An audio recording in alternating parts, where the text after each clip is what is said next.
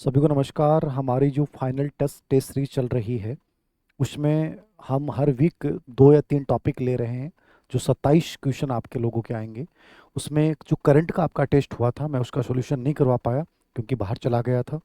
तो इस वीडियो के माध्यम से जो करंट का एक टॉपिक हमने लिया था प्रमुख पुरस्कार और प्रमुख पुस्तकें, ये जो मैं आपको करवा रहा हूँ इसमें जो प्रश्न आपको दिए हैं जो सॉल्यूशन मैं करवा रहा हूँ इसकी पीडीएफ हमारे टेलीग्राम चैनल धीर सिंह धाबाई ऑफिशियल पर एक थोड़ा सा एक्स्ट्रा कंटेंट के साथ आपको डाली जाएगी। तो DH5AV इसको आप इस चैनल को एक बार जरूर देख लेना, जो भी एक्स्ट्रा कंटेंट होगा वहाँ मिल जाएगा।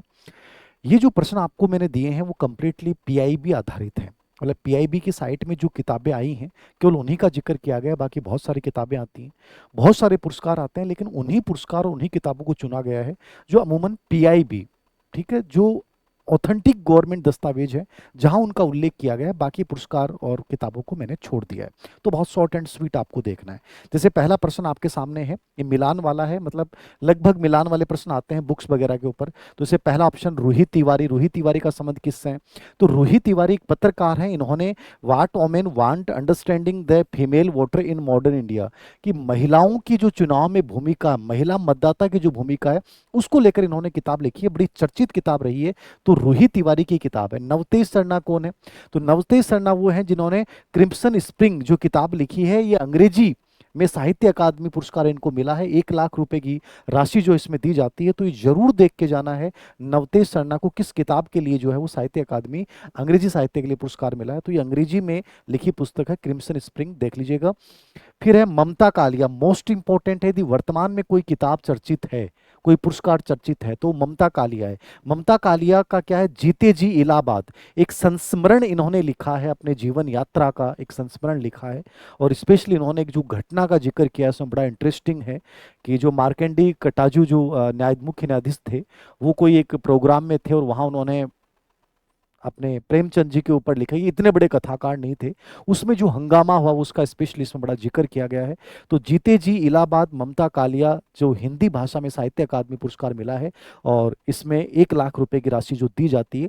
एक थोड़ा सा याद रखना, जो साहित्य अकादमी पुरस्कार है उनकी शुरुआत कब हुई थी? 1954 में हुई थी, याद रखना, ठीक है।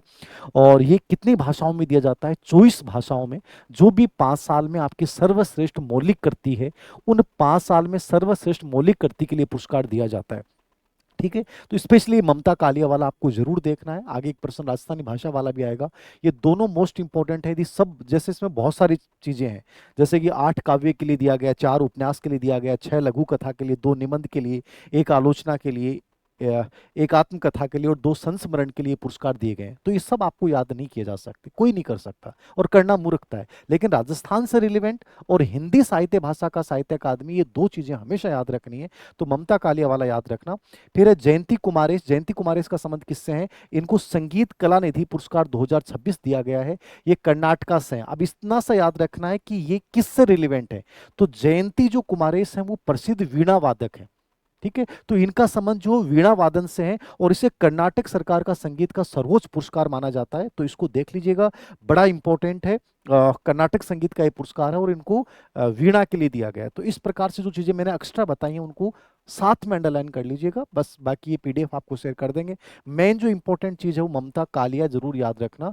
और नवतेज सरना भी आप देख सकते हैं। रूही तिवारी किताब चर्चित रही है चूंकि पीआईबी पे सोर्स से ली हमने, तो ये देख लीजिएगा। तो इसके अकॉर्डिंग ऑप्शंस हो जाएंगे, एक में 2, बी में 3, हाँ, सी में 1, हाँ, तो ए ऑप्शन हो जाएगा। अगला प्रश्न देखना। 2026 में बाफ्टा अवार्ड में best children and family film श्रेणी जीतने वाली पहली भारतीय फिल्म कौन सी थी? तो अमूमन मूवीज के ऊपर प्रश्न कम ही आते हैं, बट चूंकि बाफ्टा पुरस्कार दुनिया के बड़े पुरस्कारों में माना जाता है, ऑस्कर के बाद इनका स्थान आता है। तो इसको देख लीजिएगा कि ऑस्कर में तो अपनी पहुंचती नहीं है। तो Laapataa ladies, Boong, all we imagine as light, या कांतारा, तो इनमें से कौन सी मूवी है जिसने बाफ्टा अवार्ड में best children and family film श्रेणी में ये पुरस्कार जीता है? तो ये पढ़ा होगा आपने न्यूज़पेपर में, चूंकि पीआईबी में इसका बहुत अच्छे से जिक्र कर रखा है। तो ये बुंग जो मूवी है इसने जीता है और इसकी जो डायरेक्टर है लक्ष्मी प्रिय देवी, ये जरूर याद रखना। इसके डायरेक्टर कौन है? लक्ष्मी प्रिय देवी। और फरहान अख्तर ने इसमें बड़ी एक्टिंग की है, जोरदार की है। तो ये देख लेना फरहान अख्तर का संबंध किससे है। अब बाकी मूवी का नाम इंपॉर्टेंट है, लक्ष्मी प्रिय देवी इसके डायरेक्टर हैं, और इसने लगभग 6 अवार्ड जीते हैं, और इस श्रेणी में जो है बेस्ट चिल्ड्रन फैमिली फिल्म श्रेणी में अवार्ड जीता है, तो देख लीजिएगा। अगला प्रश्न है, निम्नलिखित पुस्तकों और उनके लेखक संबंधित व्यक्तियों का सही मिलान कीजिए। ये सब किताबें मैंने पीआईबी से उठाई हैं, तो सब किताबें याद नहीं हो, कम से कम ये देख जाना।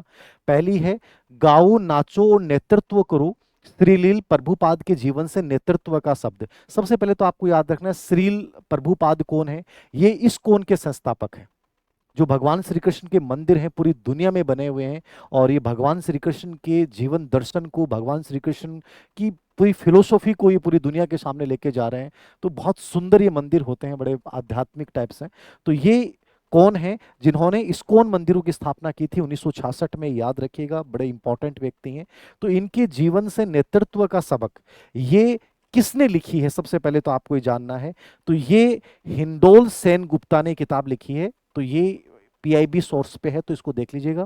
फिर मोदी युग में भारत का आर्थिक सशक्तिकरण, मोदी युग में भारत का आर्थिक सशक्तिकरण, ये किताब किसकी है, ये प्रोफेसर डॉक्टर सिकंदर कुमार ने लिखी है। मतलब मोदी काल में जो जीएसटी सुधार किए गए, ठीक है, जो टेक्नोलॉजी संबंधी सुधार किए गए, आर्थिक सुधार के अंतर्गत जो भी इनकी नीतियां आई हैं, उन सब का बड़ा विस्तृत रूप से उल्लेख किया है। और जो हमारे उपराष्ट्रपति हैं उन्होंने इसका उद्घाटन किया था, तो इसको देख लीजिएगा, ठीक ना। सीपी राधाकृष्णन ने इसका 24 दिसंबर को विमोचन किया है, तो देख लेना इसको। 24 दिसंबर को, ये डेट नहीं पूछता है, बस ये जरूर पूछ सकता है विमोचन किसने किया है। तो लगभग जो पीआईबी की किताबें हैं वो लगभग उपराष्ट्रपति ही विमोचन करते हैं, याद रखना, आपसे पूछ ले तो भी याद रखना, श्री सीपी राधाकृष्णन। फिर तीसरी किताब है the saga who reimagined Hinduism, the life lesson and legacy of Shri Narayana Guru. ये किताब बहुत चर्चित रही थी, ठीक है, ये किताब बहुत चर्चित रही है, इसको याद रखिएगा। और चूंकि ये एक चर्चित व्यक्ति द्वारा लिखी गई है, डॉक्टर शशि थरूर, और इसका विमोचन भी हमारे माननीय उपराष्ट्रपति महोदय द्वारा किया गया है। और ये जो आप सब जानते हैं कि ऐसे व्यक्तित्व है जिन्होंने एक जाति, एक धर्म और एक ईश्वर का कॉन्सेप्ट दिया था, नारायण गुरु, जिनका मानव धर्म आंदोलन हम सब जानते हैं। तो उसके ऊपर आधारित किताब है, बहुत सुंदर है। और ये फरवरी 2026 में इसका उद्घाटन विमोचन किया, शायद 26 फरवरी होगा मेरे अनुसार। तो और वही डॉक्टर सीपी राधाकृष्णन जो हमारे उपराष्ट्रपति महोदय उनके द्वारा किया गया। फिर है चुनौतियां मुझे पसंद हैं, श्रीमती आनंदीबेन पटेल के जीवन पर आधारित एक किताब है जिसका विमोचन अमित शाह द्वारा किया गया था। तो ये किताब भी देख लीजिएगा, क्योंकि अमित शाह भी आप समझते हैं पावरफुल व्यक्ति हैं, बट स्पेशली चुनौतियां मुझे पसंद है। एक बहुत मोटिवेशनल कहानी है इसमें। आनंदी अपनी बेन पटेल हैं जो गुजरात की पहली मुख्यमंत्री बनी, फिर राज्यपाल बनी। उनके जीवन से अपन बहुत सारा कि कैसे अ, नीचे से लेके ऊपर तक पहुंचे जाने का सफर है, उसका पूरा उल्लेख किया गया है। तो इसके अकॉर्डिंग मिलान कर लीजिएगा, ए में 1, बी में 2, सी में 3, डी में 4, हाँ लगातार ही हो जाएगा। बाकी इसका मैं पीडीएफ पूरा डाल दूंगा। अगली पुस्तकें ये भी कंप्लीटली पीआईबी साइट से हैं।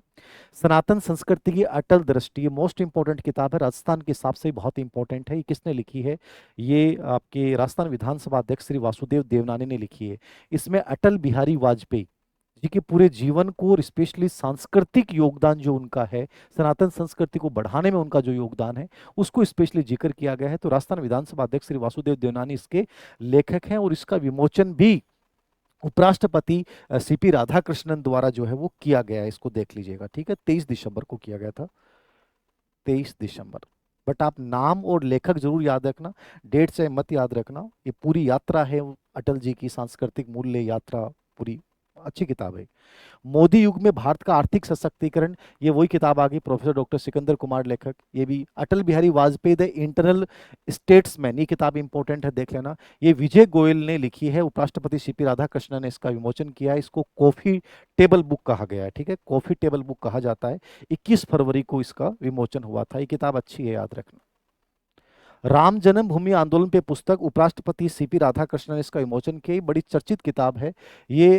सुरेंद्र पचौरी जो पूर्व सचिव रहे हैं, उन्होंने इस किताब को लिखा है कि कैसे ये मंदिर बनने की जो कहानी है, क्या क्या चुनौतियां आती हैं। तो ये भी पीआईबी आधारित है। चारों किताबों का पीआईबी में जिक्र है। मुश्किल से 8 किताबों का पीआईबी पे पिछले 6 महीनों में जिक्र हुआ है, तो ये मैंने ले ली है, इसको देख लीजिएगा, ठीक है। सुरेंद्र कुमार पचौरी ने इस किताब को लिखा है, लिख लेना, सुरेंद्र कुमार पचौरी। सुरेंद्र कुमार पचौरी, ये जो पूर्व सचिव हैं, ये 20 जनवरी को विमोचन हुआ था इसका, 20 जनवरी। तो ये देख लेना, ये अच्छी किताब है। उसके बाद है प्रधानमंत्री नरेंद्र मोदी को हाल के वर्षों में विभिन्न देशों द्वारा दिए गए सम्मानों के संदर्भ में निम्नलिखित कथनों पर विचार कीजिए। नरेंद्र मोदी चूंकि देश के प्रधानमंत्री हैं और विदेशों में जाते हैं, इनको जो भी सम्मान मिले हैं उन पे लगभग हर कंपटीशन एग्जाम में एक प्रश्न पूछा गया है। ये पीआईबी पे पिछले 6 महीनों में कौन से पुरस्कार मोदी जी को दिए गए, उनकी 3 प्रमुख घटनाएं हैं। एक तो ये बहुत चर्चित रहा था कि अब तक 28 पुरस्कार मोदी जी को अलग अलग देशों द्वारा दिए गए हैं। तो 28 पुरस्कारों के बाद 29वां पुरस्कार इजराइल सरकार ने दिया, तो टोटल 29 पुरस्कार हो गए। ये बड़ी चीज है, ठीक है। और अभी कोई और मिल जाएगा, क्योंकि अप्रैल तक का करंट पढ़ना है यदि आप ग्रेड फर्स्ट की प्रिपरेशन कर रहे हैं, तो वहां तक कोई और आ जाएगा तो अपन ओपन कर देंगे। ऑर्डर ऑफ ओमान सरकार का सर्वोच्च नागरिक सम्मान है, जो सुल्तान हेतम बिन तारिक द्वारा मस्कट में प्रधानमंत्री नरेंद्र मोदी को प्रदान किया गया। तो ये याद रखना इंपॉर्टेंट है, ठीक है। ये दिया गया था दिसंबर 25 में, ठीक है।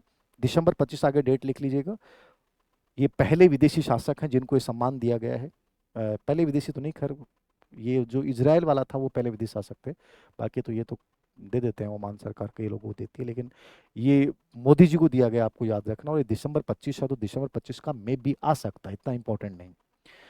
द ग्रेट ऑनर निशान ऑफ इथोपिया, इथोपिया का सर्वोच्च राष्ट्रीय सम्मान है और प्रधानमंत्री नरेंद्र मोदी सम्मान प्राप्त करने वाले पहले विदेशी शासनाध्यक्ष बने। ये इंपॉर्टेंट है, इसको देख लीजिएगा। और ये एक 28वां पुरस्कार हो गया एक प्रकार से, ठीक है ना। ये 28वां सम्मान अब तक प्राप्त करने वाले, टोटल इसके साथ 28वां सम्मान हो जाता है, ठीक है।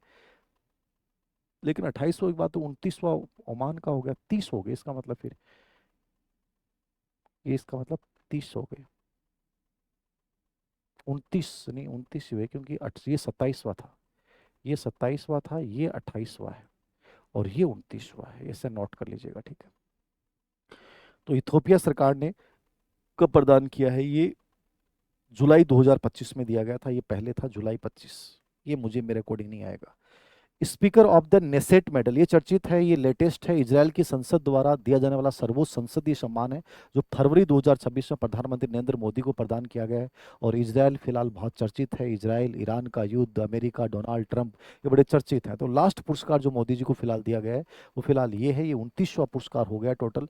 तो ये इजराइल द्वारा दिया गया है। तो यहाँ पे आंसर क्या हो जाएगा, 1 2 3 हो जाएगा, तीनों ठीक है। उसके बाद देखना कथन, तमिलनाडु की वरिष्ठ आईएएस अधिकारी सुप्रिया साहू को संयुक्त राष्ट्र पर्यावरण कार्यक्रम यूएनईपी द्वारा वर्ष 2025 का champions of the earth award, ठीक है, एक प्रकार से पर्यावरण का नोबेल कर सकते हो आप इसको, प्रदान किया गया। तथा अनंत अंबानी को ग्लोबल ह्यूमन सोसाइटी द्वारा global humanitarian award for animal welfare से सम्मानित किया गया। ऊपर वाला जरूर याद रखना है, दो कथन एक साथ जोड़े गए हैं।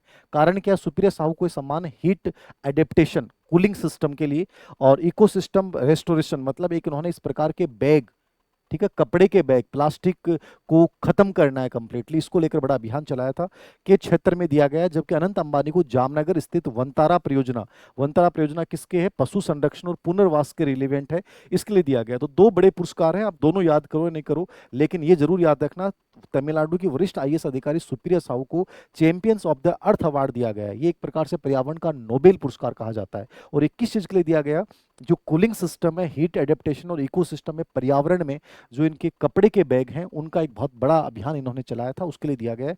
और अनंत अंबानी वाला कोई इतना इंपॉर्टेंट नहीं है, लेकिन मैंने जोड़ दिया ताकि आप देख लो। तो ए आर दोनों सही, और ए आर की सही व्याख्या करता है, इसको देख लीजिएगा।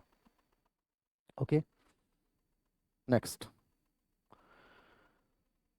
भारत के यदि सबसे चर्चित कोई पुरस्कार है फिलहाल, जो लेटेस्ट भी है और चर्चित भी है, जैसे एक तो साहित्य अकादमी पुरस्कार तो होता ही होता है, ठीक है, इसके अलावा ये सबसे इंपॉर्टेंट पुरस्कार है। और इसमें बहुत सारे पुरस्कार हैं, आप सब याद नहीं कर सकते, क्योंकि पद्म पुरस्कार टोटल 131 दिए गए हैं, जिसमें पद्म विभूषण जो है वो 5 लोगों को दिए गए हैं। पद्म विभूषण सबसे इंपॉर्टेंट है।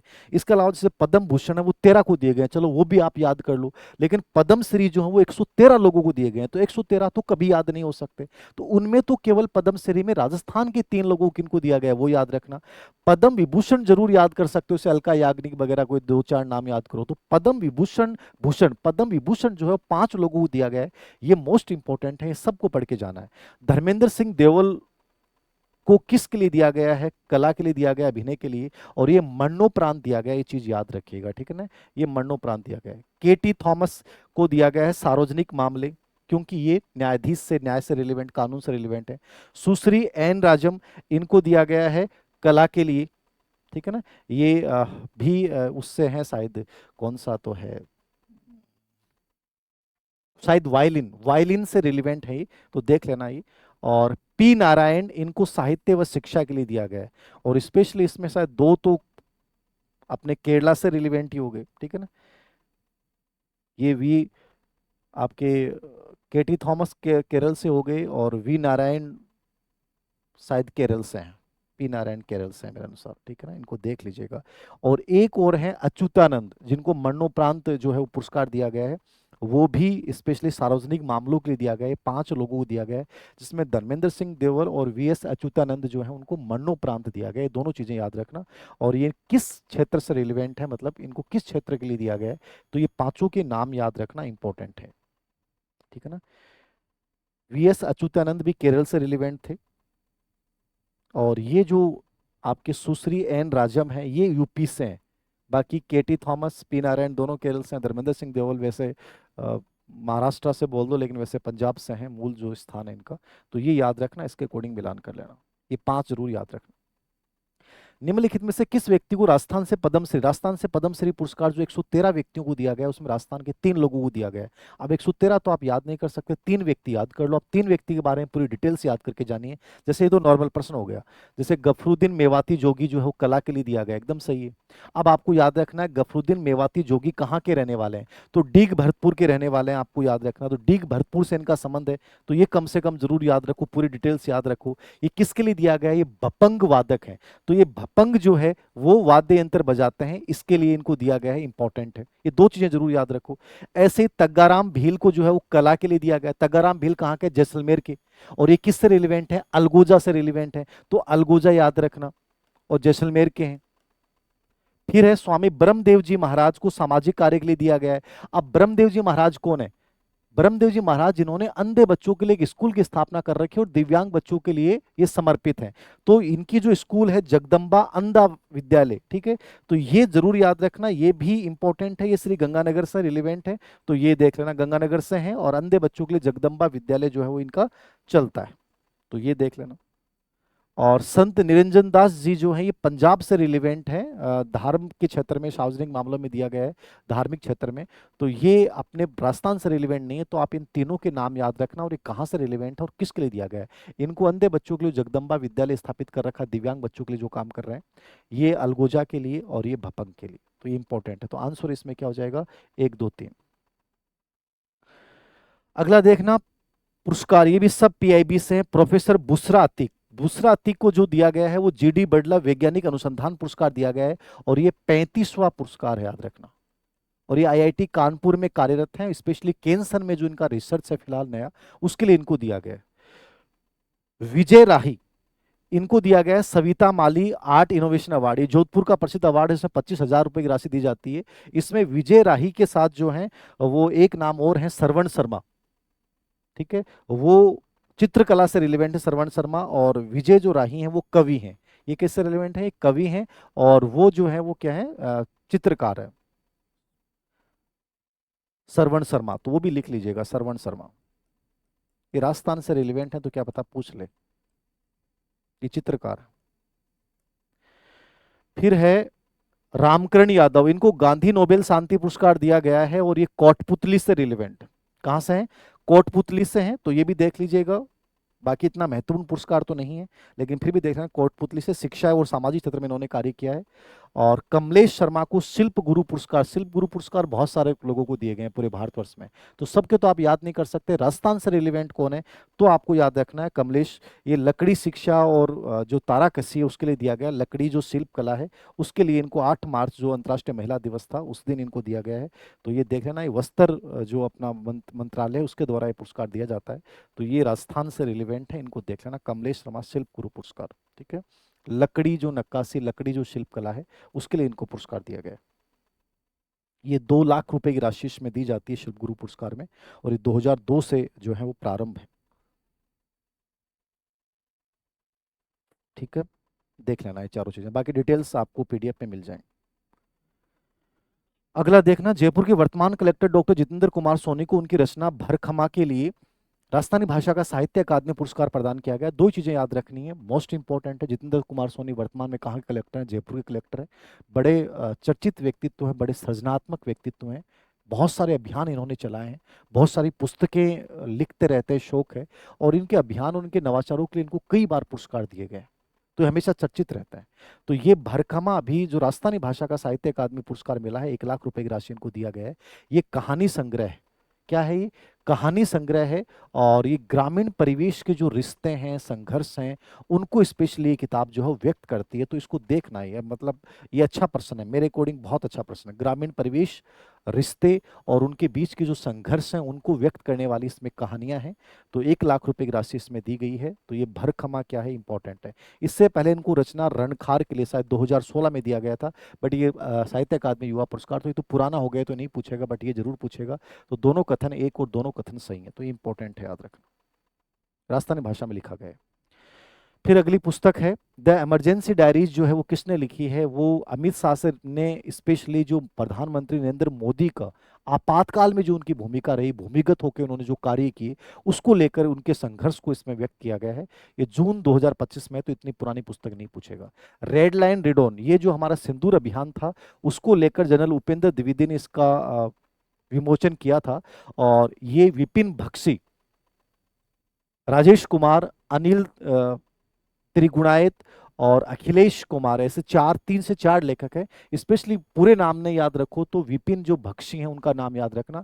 ये सिंदूर ऑपरेशन में जो भारतीय सेना की 22 मिनट का एक ऑपरेशन किया गया था पाकिस्तान के ऊपर, उसका पूरा उल्लेख है, तो इंपॉर्टेंट है।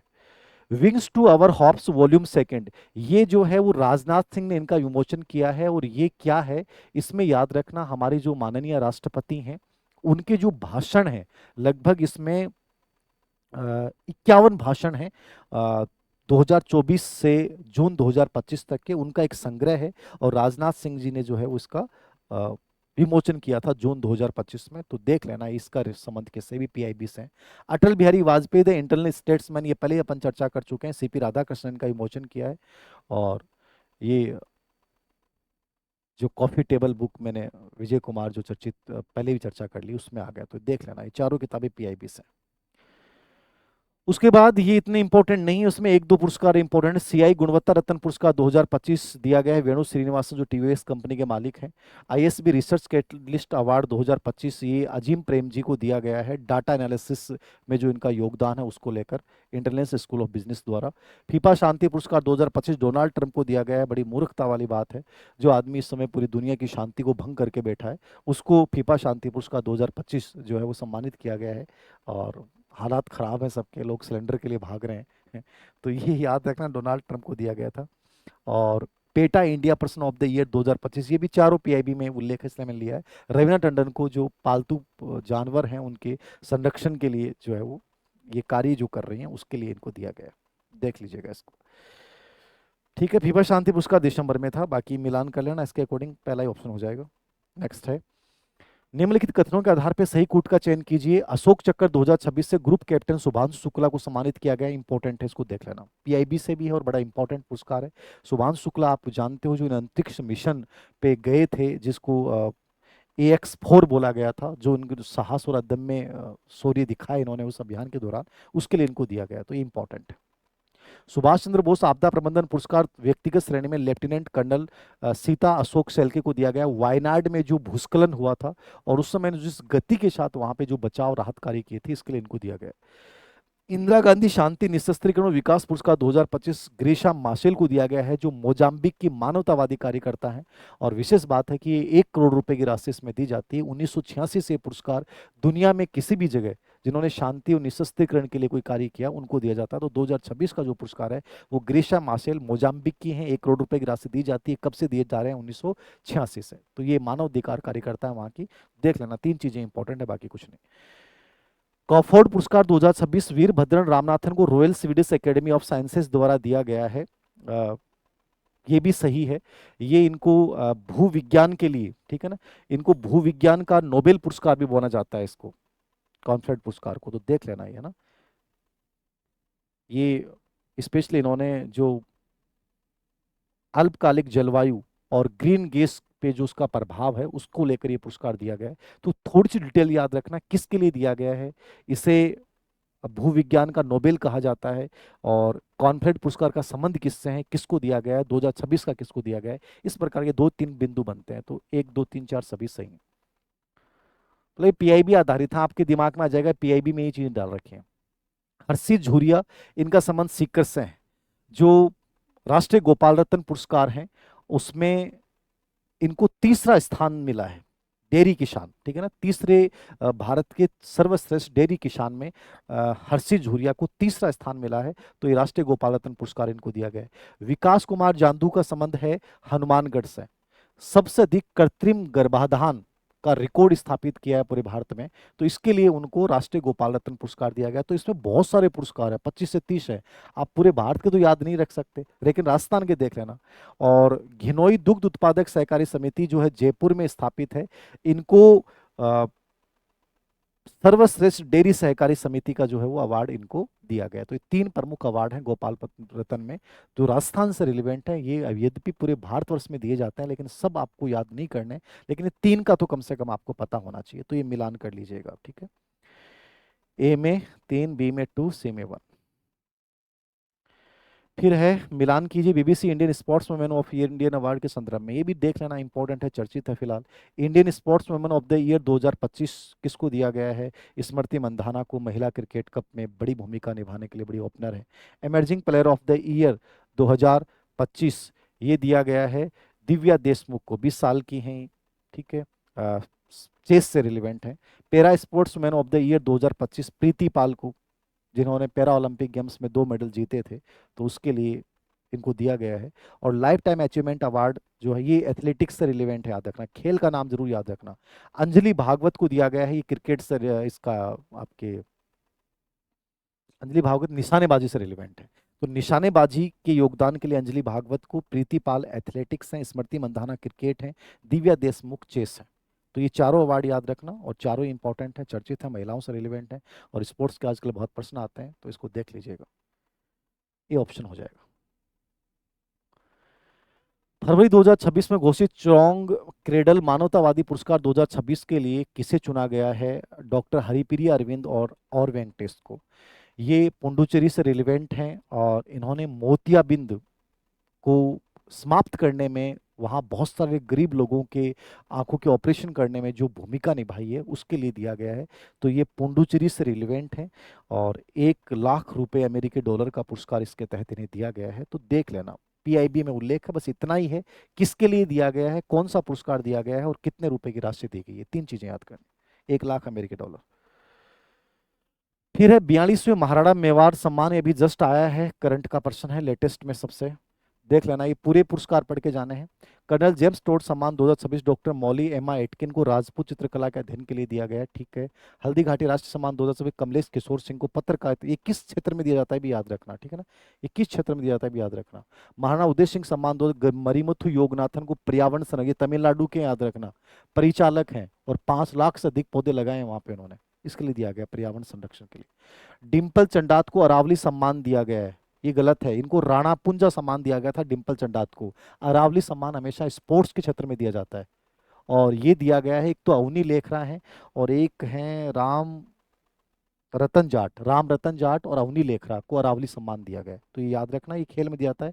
ये डी ऑप्शन, फोर्थ ऑप्शन गलत है। 42वां महाराणा मेवाड़ समारोह, ये कौन सा सम्मान समारोह था, 42वां था। 15 मार्च 2026 को सिटी प्लेस उदयपुर के माणक चौक में आयोजित किया गया था, लक्ष्य राज सिंह मेवाड़ जो इसके अध्यक्ष हैं उनके द्वारा, ठीक है। तो ये देख लेना, इंपॉर्टेंट है। इसके जो भी पुरस्कार है वो सब देखना, जैसे हकीम कासूरी पुरस्कार किसको दिया गया है, रिजवान जो अपने पायलट थे, सिंदूर अभियान में महत्वपूर्ण भूमिका निभाई है, तो इसको देख लेना इनको, ठीक है ना।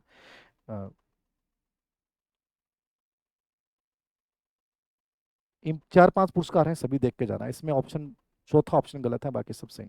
1 2 3 5 हो जाएगा।